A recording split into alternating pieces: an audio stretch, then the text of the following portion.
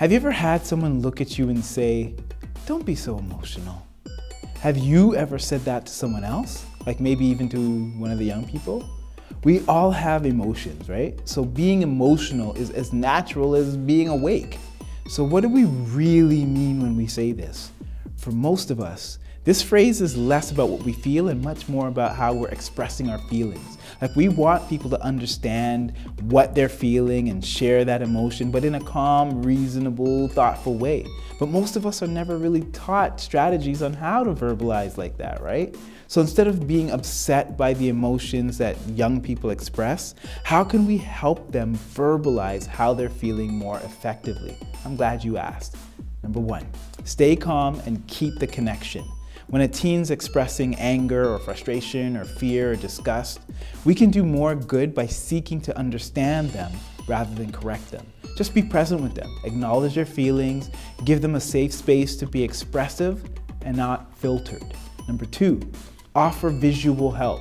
Maybe you've seen this tool, it's called like an emotions wheel, right? If not, just Google it, it's really helpful. Something like that to help them identify and name emotions, right? By giving them a visual tool, it's gonna help them to find their bearings when it comes to what they're feeling and where those emotions might stem from.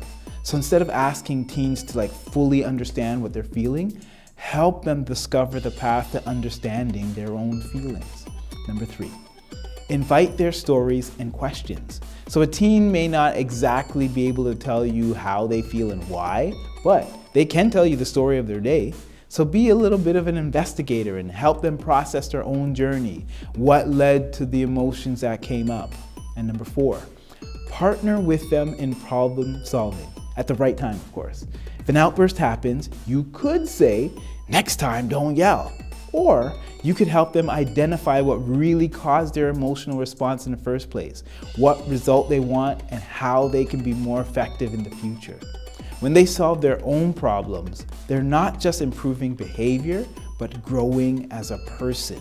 And at the end of the day, we don't want less emotional people because emotions make relationships beautiful and engaging and real. So let's not be afraid of what we feel.